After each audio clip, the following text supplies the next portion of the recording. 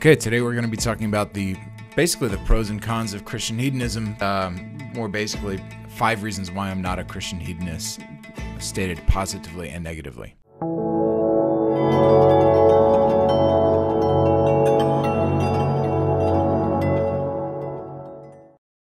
Okay, so there is a movement called Christian hedonism. If you're an evangelical, you probably know about it. Its slogan goes like this, right? God is most glorified in us when we are most satisfied in him.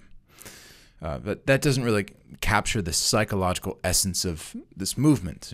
From the human perspective, I mean, Christian hedonism is composed of several premises. First, there is basically a hierarchy of human experiences, okay? From being reasonable to experiencing certain pleasures to experiencing higher quality pleasures, right? And there's this hierarchy where you can run up and down. Second, joyfulness about God is at the top of this hierarchy. And then third, when possible, you have to choose a joyfulness about God over other experiences. But before you can really understand why this exists or what view in particular it's differentiating itself from, we need to look back at the ancient distinction between hedonism and Stoicism. So this term, Christian hedonism, is basically a callback to this ancient philosophical distinction between the Stoics and the hedonists. The Stoics saw reason as the highest ideal, and the hedonists saw pleasure as the highest ideal. So Stoics believed that pleasure was the enemy of reason, and man's highest call was to be rational. Hedonists believe that the only intrinsic good is pleasure, and that reason or rationality was too often like a pedantic distraction or overthinking, and so that you lose your ability to live your life to the fullest that you can before you die, which is to take in as much pleasure as you can.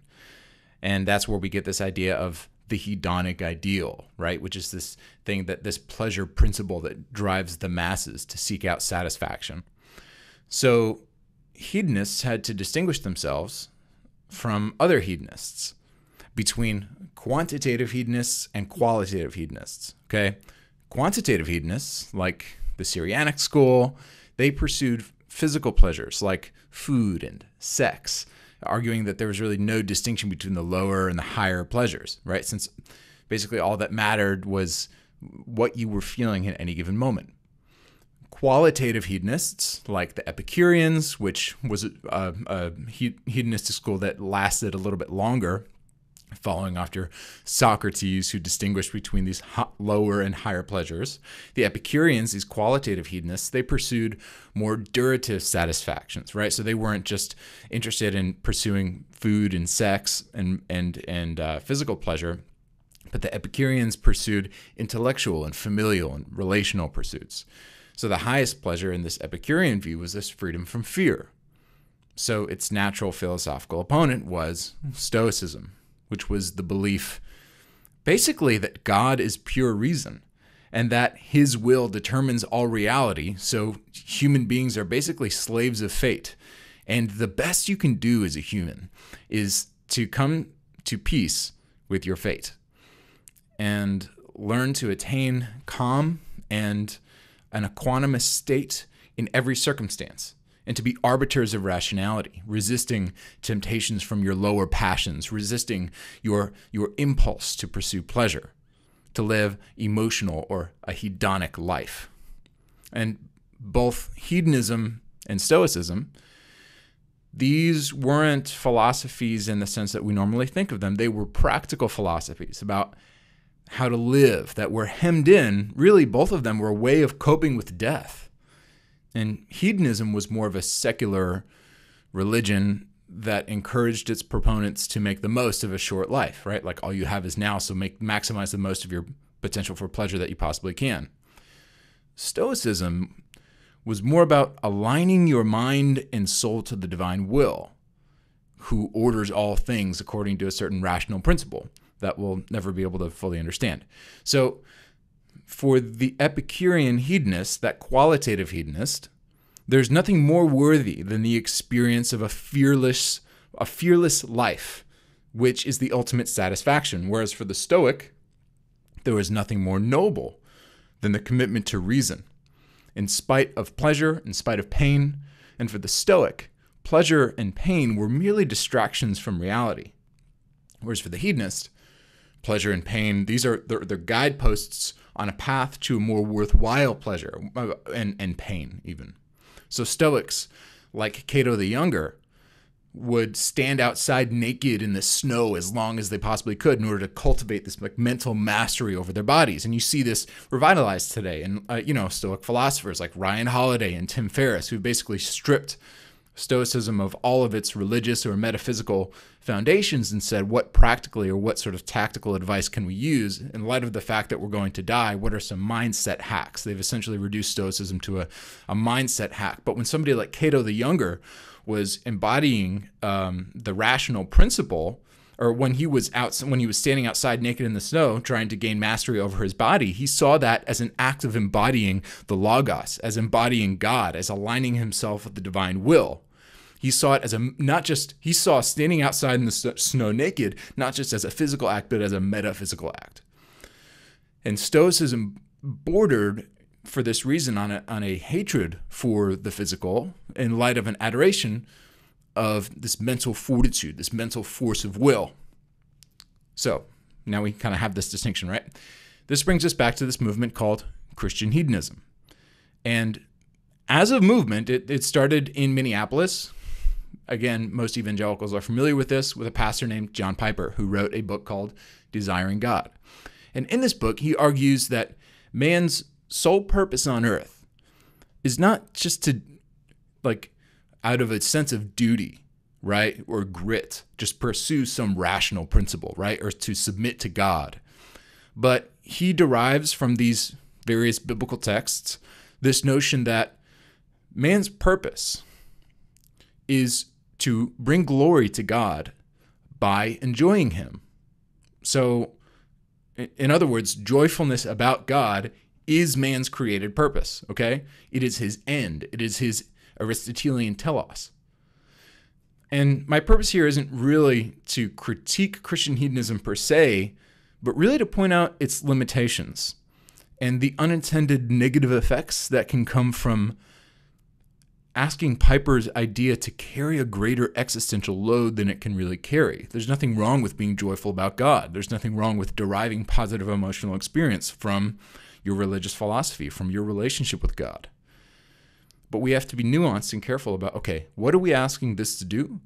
And what are we asking this particular experience, joyfulness about God, to do for us existentially, philosophically, and what does it require from us experientially and theologically? And it's not that I really have a problem with the idea of Christian hedonism so much as I have a smaller view of what it can do for us than many proponents of the philosophy insist that it can accomplish. So here are a few reasons that Christian hedonism, in my view, doesn't really work as an overarching religious philosophy for everyone, and at the very least, why we should be cautious to adopt this model as a prescriptive view for the whole of the Christian life. Okay? So the first reason is basically this. The Bible does not take sides on this hedonism-stoicism debate, this philosophical debate. Okay?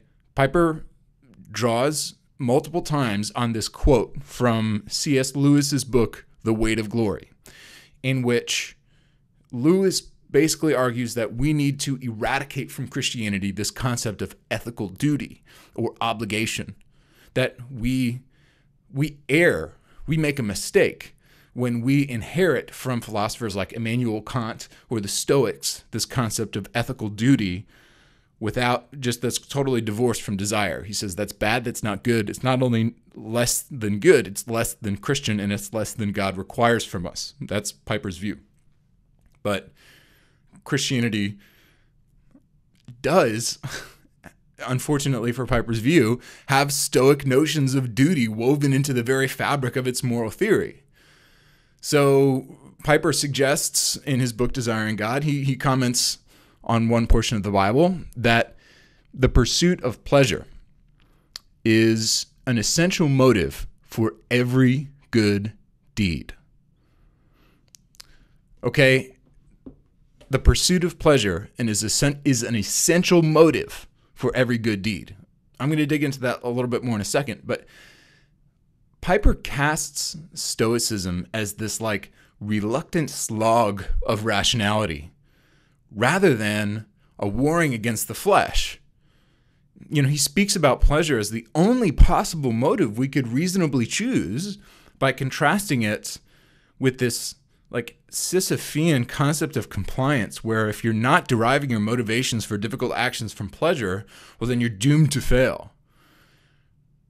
And he basically takes this view that, doing the right thing when pleasure isn't an option, and doing the right thing even when it may never have a hedonic payoff, is just a totally impractical way to live. That grit really is not an ultimate, concrete fundamental foundation for discipline. And the problem is that there are these indisputably Stoic elements of New Testament teaching and even of Old Testament teaching. I mean, my goodness, look at the book of Proverbs, right? But especially in the New Testament, such as Romans 12, for instance, which is a great example, okay, in which the Apostle Paul commends the sacrifice of the body because it is a reasonable act of worship. So one of the most famous Stoic philosophers was a man named Seneca the Younger, okay? And let me just read you a quote from Seneca. So Seneca writes, "The honor that is paid to the gods," and again, of course, Seneca is not talking about the Christian God here, right? Or if he is, he's talking about it as one among the pantheon of Roman gods. So Seneca writes, "The honor that is paid to the gods lies not in the victims for sacrifice, though they be fat and glitter with gold, but in the upright and holy desire of the worshippers. Good men, therefore, are pleasing to the gods with an offering of meal and gruel. The bad, on the other hand, do not escape impiety, although they dye the altars with streams of blood." So Paul similarly implores the Christians in Rome. So Paul, we all know this, we're familiar with this passage in Romans, right? Paul says, Paul writes to Christians in Rome, "I appeal to you, therefore, brothers, by the mercies of God, to present your bodies as a living sacrifice, holy and acceptable to God, which is your spiritual worship." And other translations translate that word, that logikane, which is translated as spiritual here. The other translations translate that as your reasonable act of worship. And even this notion of reasonable, that Greek term that Paul uses there, originally logikoi, in this declension is logikane. Even this notion of reasonable worship, that term logikoi is a technical Stoic term that indicated the correspondence between the ideal human mental life. The ideal human disposition was a rational disposition. It was a logikoi, logical disposition, which imitated God as logos. To be rational was to align your soul and your will and your mind with the one who ordered the world. So these are quotes from Seneca and quotes from Paul, right? And they're using the same words and they're using the same ideas. And they're talking about offering a reasonable worship, and they're talking about offering one's own body as the form of a disposition, a rational disposition, a disposition of humility toward the transcendent as a sufficient and reasonable and acceptable act of worship. Now, is this just a coincidence? Maybe. But we have to realize that when Paul was writing this letter to the Romans, to the church in Rome, Seneca the Younger wasn't some philosopher that wrote 200 years ago that might have influenced Paul. When Paul was writing to the church in Rome, Seneca was acting as imperial counselor to Nero at that time in that city. And he was famous, okay? And I mean, he was like, Seneca was like, a Sam Harris or a Jordan Peterson or a Joe Rogan or something like that in that time. He was well known and his philosophies were well known, okay? And now, I'm not arguing that Paul was a Stoic and not a hedonist. That's not what I'm arguing. I think Paul was doing something even different. You could probably even say that he had his own school of philosophy that had elements from both of these things. And I'm not even saying that Paul would have, rejected any role for hedonic motivations within Christianity. But there are elements of Stoicism woven into the very fabric of the Bible's teaching, notions of duty and character, which have everything to do with what you do when you don't gain any pleasure from your action. And it's this sort of dutiful notion of ethics against which Piper frames his entire view of Christian hedonism. So that's sort of my first reason why I'm not a Christian hedonist stated positively, which is that if we're going to argue from the Bible is mixed in, or it's at least draws simultaneously from what secular philosophers see as mutually exclusive views on the world. It draws on hedonic principles. It incorporates Stoic principles of duty into the same system of ethical motivation. Second thing is that Christian hedonism sounds a lot like Christian Stoicism. So by rejecting a Stoic principle, as Piper does, drawing on C.S. Lewis, by rejecting the Stoic principle and by rejecting this principle by presuming that God rejects it, we lose a lot of wisdom that we need to retain. So we can't psychologize every action so that we require it to come from a desire for pleasure. If we do, we'll start overthinking everything and underperforming important tasks that require our dutiful attention, right? If you overthink everything, am I doing this for the right reason? Am I doing this because I want to do it, because I gain pleasure from it, because I ought to gain pleasure from it? You'll end up not doing a lot of things that have a high willpower cost for them to do. Exercise, financial discipline, caring for important relationships, going to work. All of these duties regularly yield, yes, they do yield psychological pleasure, right?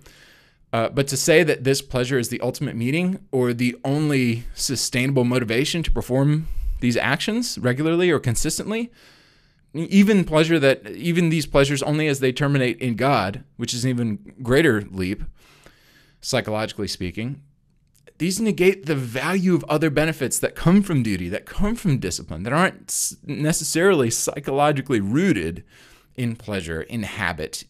For example, accomplishing a fittingness to one's purpose, developing character, being the source of provision for your friends and family, being a reliable financial or relational source for your community. There are lots of benefits that you gain from being disciplined besides pleasure, which requiring pleasure to be the only motivation for your actions sort of undercuts or sort of undermines. And there's no reason that these benefits need to be in competition except if you put them in this Christian hedonist system. So being disciplined, it does yield the occasional euphoria. Like you feel really good after you exercise, or you feel really good after you're rewarded at work because you got a promotion or something like that. But it's far more displeasurable than pleasurable if you're talking about the total quantity of time that you're experiencing something, right? Like discipline takes up far more time being displeasurable than it does pleasurable. So Seneca, for example, just to draw another quote from him, right? So Seneca says, "A wise man is content with his lot, whatever it may be, without wishing for what he has not." So here, Seneca is encouraging this sort of deferral of satisfaction, a deferral of pleasure in light of virtue. There are many times where we have to actually choose the fortification of our own character over pleasure, even if it's pleasure that we can conceive to have its ultimate point of reference or root or termination in God himself. So either a Christian hedonist would agree with this wisdom and concedes that his system is just as much Stoicism as it is hedonism, or he rejects it. And we can note the contradiction between this notion of Christian hedonism and common sense. So my inclination is to say that Christian hedonism and Stoicism, or rather just hedonism and Stoicism, have a lot more in common than we think. And that there is a system which can contain the hedonic principle of pleasure and the Stoic principle of duty and character and discipline at the same time. So Seneca actually gives some examples of this, right? So Seneca says, he asks this question, he has these couple of examples that he used to explain how discipline can yield pleasure, how discipline can give us pleasure without discipline being the slave of pleasure.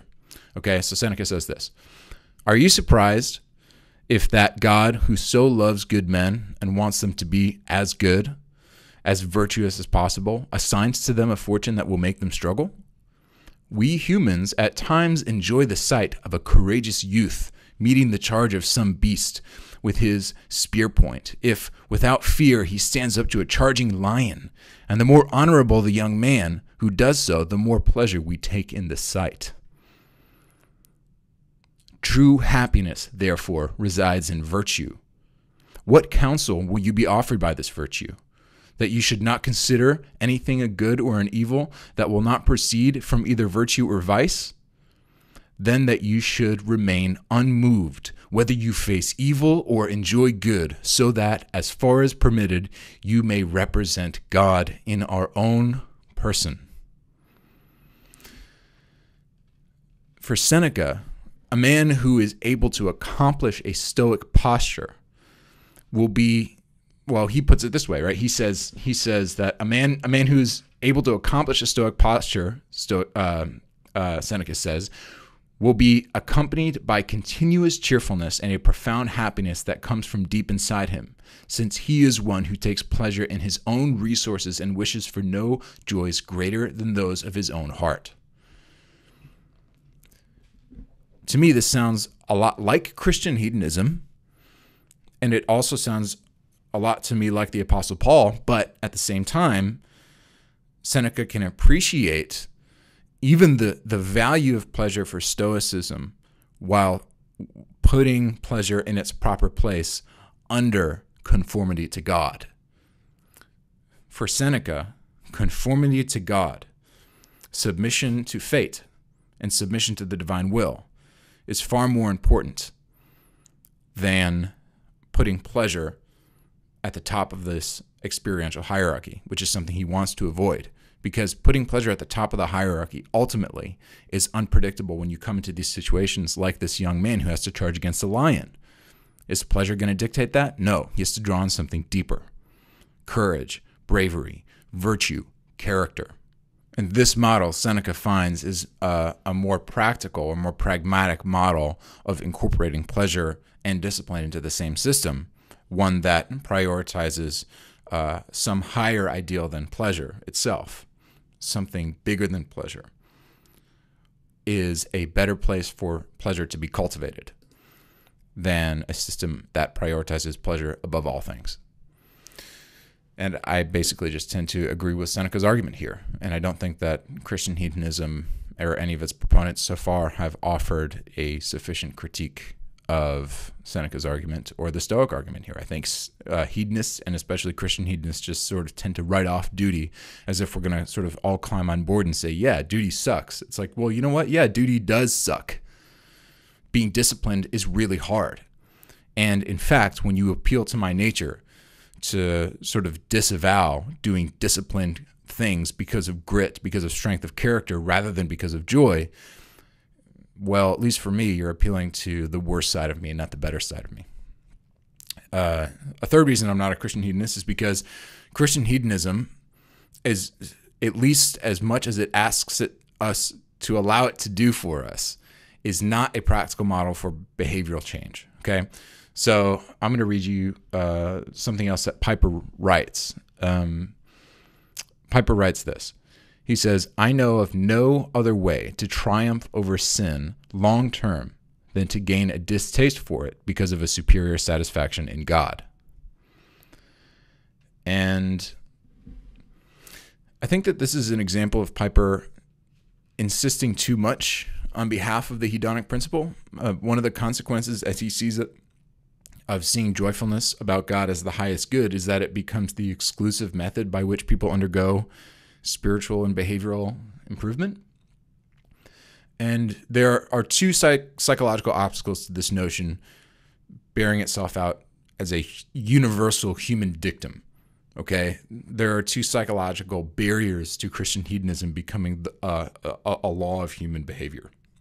First, I mean, as any alcoholic who's been through the 12 steps knows, for many people who struggle with addiction, there's no such thing in this life as, gaining a distaste for certain vices. In fact, presuming to have a distaste for a desirable but destructive object is often the means by which it once again gains this psychological hold. And then second, Piper writes that this distaste must occur because of a superior satisfaction in God.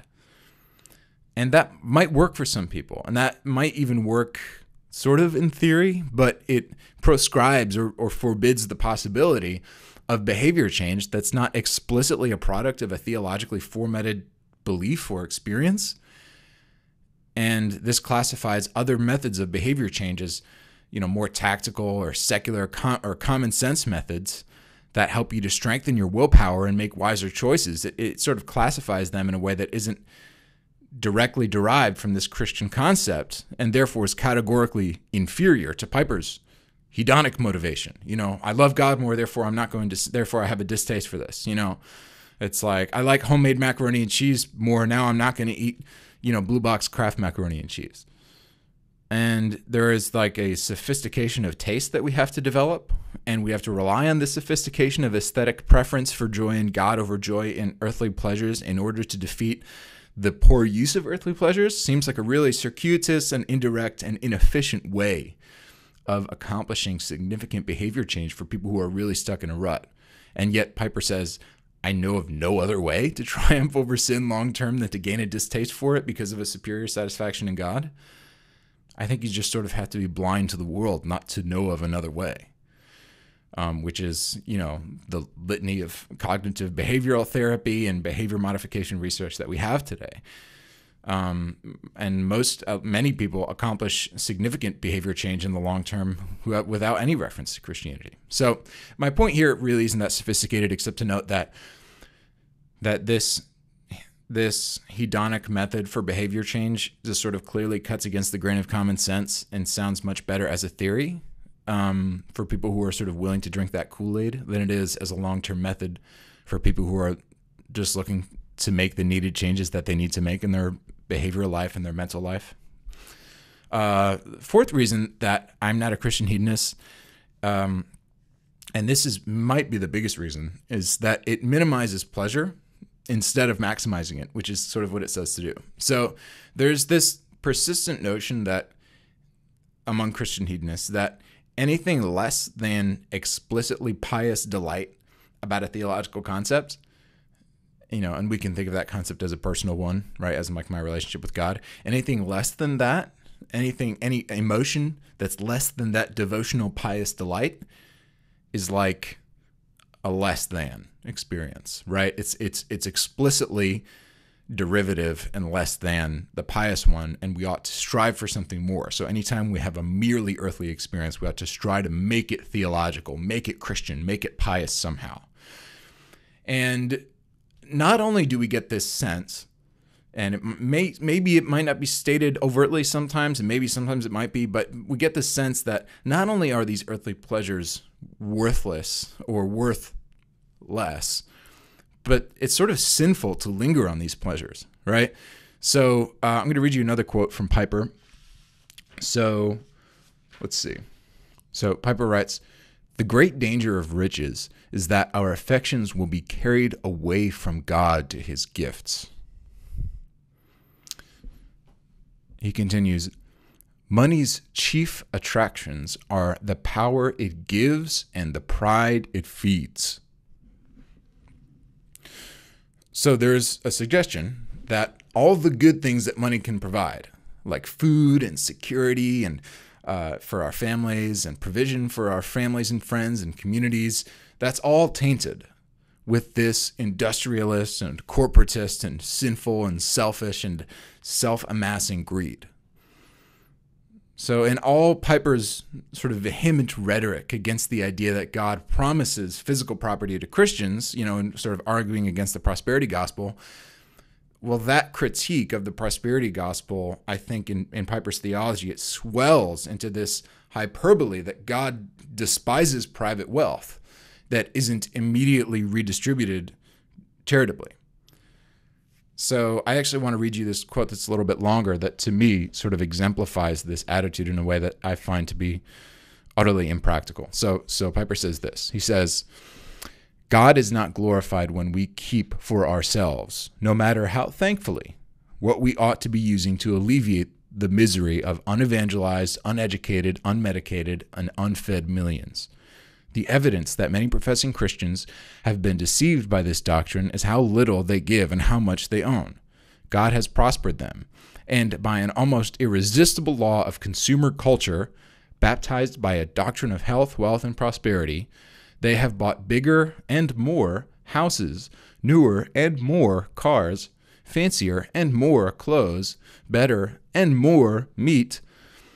Grass-fed meat really does taste better than not grass-fed. But and Piper continues, and all manner of trinkets and gadgets and containers and devices and equipment to make life more fun. So see here, Piper reduces all consumer to pleasures which are less than or inferior to divine pleasure, which is selfless, right? So fun is itself cast here as sort of a vice because it's contrasted to, all the poor starving kids in Africa, right? So Piper continues, they will object. Does not the Old Testament promise that God will prosper his people? Indeed, God increases our yield, so that by giving we can provide our yield. Is not our God. So everything we get is a measure for how much we're going to give that away, Piper says, essentially. Okay, Piper continues. God does not prosper a man's business so that he can move from a Ford to a Cadillac. God prospers a business so that 17,000 unreached people can be reached with the gospel. He prospers the business so that 12% of the world's population can move a step back from the precipice of starvation. Okay, so I'm confused. Is Piper saying that prosperity for its own sake, physical prosperity, monetary prosperity, is an inherent evil? Is he saying that equity that isn't redistributed contradicts some Christian mandate? Because when I was in seminary, I drove a Cadillac. I mean, it was my dad's, but he let me drive it. So was that unideal? Was that sinful? Was that a violation of this hedonic principle that Piper is arguing from here, presumably?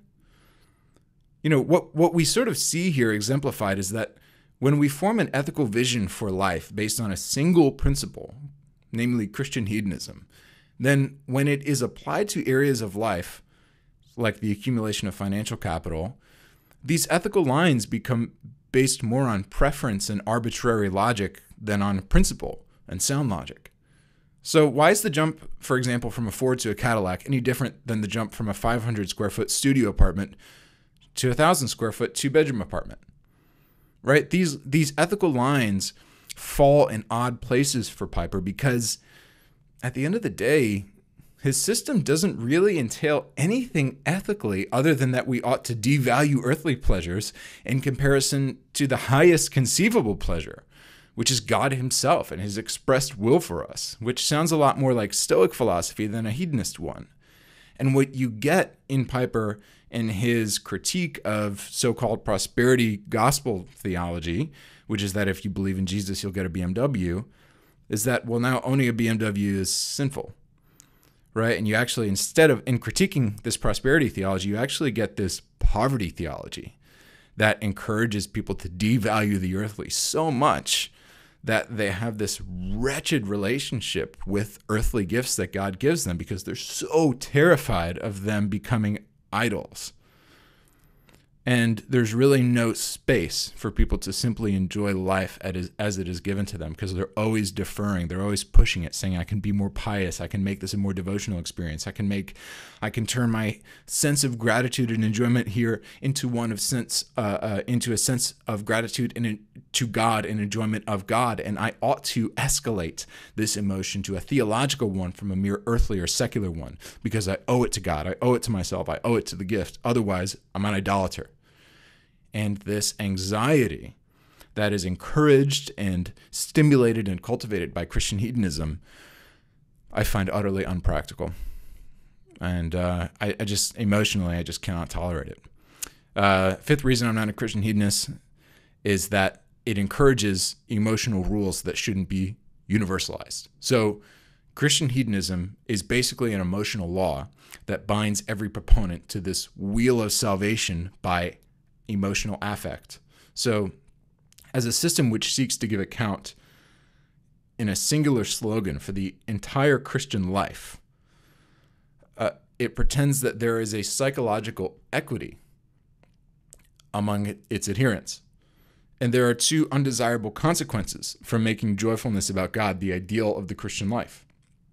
First, it oddly discriminates against those either who suffer mentally or who suffer from grief, whose ability to experience joy is understandably and indeterminately damaged. And second, the very concept of joy that operates in this system suffers from such a lack of clarity that any sense of success or failure emotionally, as if there were such a thing as emotional success or failure, becomes more a matter of one's sense of self than of any real spiritual or psychological accomplishment. And so instead, we just get this Epicurean archetype of this guy who's emoting on stage, and we think, wow, if I can't fervor myself up to this level that this guy is at all the time, well, then all the times that I'm not like that, I'm just failing. And then third, casting this emotion, joyfulness about God, as the ideal on a spectrum of emotion, it just unduly diminishes the inherent value of other positive and negative experiences, since it's always cast as the foil for these other experiences. In other words, positive emotions are always perceived by the Christian hedonist as experiences that must be qualitatively tempered and moderated and pushed down in order to make room for this joy that is always supposed to just show up and take the stage. And in order to maximize your joy in God, it's easy to find yourself playing this zero-sum game where you're always trying to perform this, you're always trying to manipulate the emotional calculus of your current experience so that God always ends up having the 51% of the positive experience of my life. So that when you add everything up, right, from theological experience, worldly experience, ultimately everything, the needle lands on the side of theological experience. Positive, more, better, all the time. And on the other hand, you could end up trying to subtract intensity from negative emotions, right? Instead of trying to puff up theological emotions and try to fabricate this pious experience of God all the time in order to obey this emotional law that Christian hedonism sets forward. Instead, you could try to sort of subtract intensity from negative emotions through psychological suppression in order to give yourself and give other people this impression that God, isn't satisfying enough to make your overall experience of grief or depression or anxiety an emotional net positive. So in other words, you end up sort of curbing tragedy or mental suffering and speaking less than truthful things about evil in the world in order to keep in step with your emotional obligations to God. And in a sense, Christianity at its best could be called Christian hedonism just as easily as it could be called Christian grief or Christian anger or Christian anxiety or Christian lament or Christian wisdom or Christian stoicism. And also a lot of times with these sorts of things, you see this pragmatic, thing where there's this practice among Christian hedonists where they say, to XYZ earthly pleasure to the glory of God. And joy in God or the glory of God becomes this add-on because they know that they have to add it on. So theological joy just becomes this additional addendum to everything. Oh, and I love this Frosty and I eat it once a year. To the glory of God. Which really highlights its superficiality more than its necessity, I think. So sort of winding down here, Christian hedonism, it plugs these Christian ideas into the qualitatively hedonic principle, into Epicurean. It basically plugs Christian theology into Epicureanism. So Christian hedonism is literally that. Not hedonistic Christianity, but Christian hedonism proper. Hedonistic Christianity acknowledges the goodness of pleasure. And Christian hedonism requires everything to fall into place under this rigidly hedonic conception of the ultimate good. And yet, for all the lip service Piper gives to pleasure, this system operates practically like Stoicism. So when this so-called greater pleasure, which is joyfulness about God, hovers over every other pleasure, it diminishes the quality of everyday human experience. And this incentivizes Christian hedonists to be hyper-vigilant against earthly pleasures. And in the same way that the Stoics saw bodily and mental pleasures as threats to their ability to be rational, Piper has this hair trigger that just aimed at every single earthly good. And again, yes, he gives lip service to the goodness of earthly gifts. But he can't seem to celebrate them without putting this asterisk next to them. Not God, not God, not God, not God, until everything, all of a sudden you're going to have a sticky note on everything. Not God. It's like, yeah, I get it. Just put it on the universe, not God. Look, I get it, right? Like when you're reading a book and you're making highlights and you highlight everything, what was the point of highlighting anything in the first place, right? So if you have to put an asterisk next to everything to prove you're not an idolater to yourself, you have to wonder whether the system really gives a positive account of earthly reality or is really fundamentally anti-joy. It might even be appropriate to call it anti-real life, is really what I would term Christian hedonism.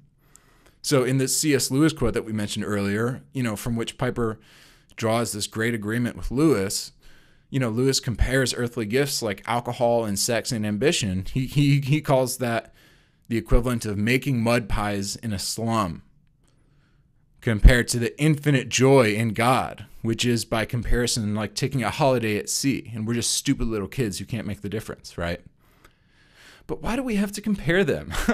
Do you have to compare a holiday at sea with alcohol and sex and ambition? Why do finite pleasures of creaturely life have to be what C.S. Lewis calls dirty and slummy and disgusting things because you have to compare them to infinity? Our finitude and the pleasures that constitute that finitude, they don't have to compete with spiritual pleasures. This isn't a track race, okay? It's not a zero-sum game. There's no reason for that. And to suggest that we must pit our physical and our mental and our spiritual enjoyment all against each other, it just too easily contorts and extremizes young minds who don't yet have a grip on themselves. And it fosters self-hatred. And young Christians who buy this line of logic will grow up just diminishing, even hating their bodies and their families and enjoyments and sex and alcohol and food and career success, all because it's not joyfulness about God. And when you think of what Christian hedonism practically and actually suggests, it's more than weird. It's like harmfully extreme for many people. Again, it's fitting for many people, I'm sure. I'm not saying it's wrong. I'm not saying it's bad for everybody. I'm just saying it's not the best for everybody. And again, you're going to have certain personality types that might fit perfectly into this model, but to suggest that the singular, theologically formatted hedonic principle needs to hover over every other principle like a rain cloud will end up making life more miserable than it needs to be for many people, which seems to contradict the whole purpose that the system is explicitly set up for, which is the enjoyment of life.